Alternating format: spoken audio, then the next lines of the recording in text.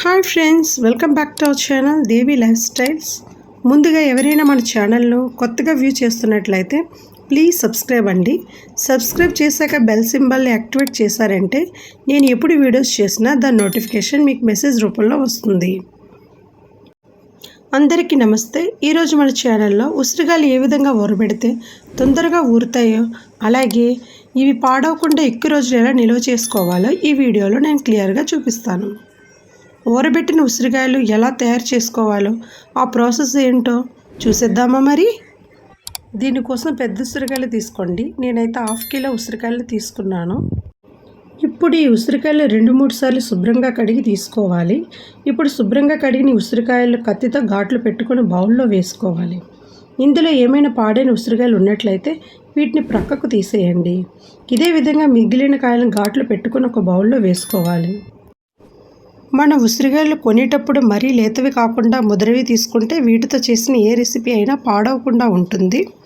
ఉసిరి ఎంతో మేలు చేస్తుంది మనకి, మన ఆరోగ్యానికి అని, దాని యొక్క రుణం ఎలా తీర్చుకోవాలని కార్తీక మాసంలో ఉసిరి చెట్టుకి బొట్టు పెట్టి ప్రదర్శనం చేసి ఉసిరి దీపాలు వెలిగించే నమస్కారం చేసే సంస్కృతి మన ఆచారంలో ఉంది. హైయెస్ట్ విటమిన్ సి ఆహారం ఉసిరి. వీటిని పచ్చిగా తినలేం కాబట్టి ఈ విధంగా ఊరబెట్టుకుని సంవత్సరం పొడుగునా వీటి రుచిని ఆస్వాదించవచ్చు. ఒక బౌల్ తీసుకొని ఇందులో 3 టేబుల్ స్పూన్ల కల్లుప్పు వేసుకోండి. కల్లుప్పు వేసుకోవడం వల్ల ఉసిరికాయలు ఎక్కువ కాలం నిల్వ ఉంటాయి. దీనిలో 1/2 టేబుల్ స్పూన్ పసుపు యాడ్ చేసుకోవాలి. పసుపు యాడ్ చేసుకోవడం వల్ల ఊరబెట్టిన వాటర్పై ఫంగస్ ఫామ్ అవ్వదు. 2 table spoon chilli powder add చేసుకోవాలి. ఉసిరికాయలు కారంగా చాలా బాగుంటాయి. మిశ్రమాన్ని బాగా కలుపుకొని 2 గ్లాసులు కాచి చల్లార్చిన వాటర్ యాడ్ చేయాలి. దీనిలో 5 ఎండుమిర్చి తీసుకొని చీలికలుగా చీల్చి వేసుకోవాలి.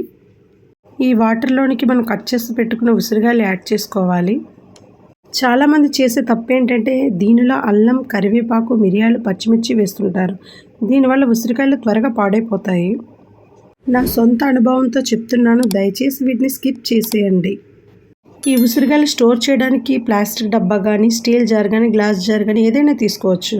నేనైతే గ్లాస్ జార్ తీసుకుంటున్నాను. ఈ విధంగా ఉసిరికాయలు ఒక్కొక్కటిగా గ్లాస్ జార్లో తీసుకొని వాటర్ మొత్తం జార్లోకి తీసుకోవాలి. మొత్తం ట్రాన్స్ఫర్ చేశాక గాలి లోపలికి వెళ్లకుండా మూతను టైట్గా వేసుకోవాలి.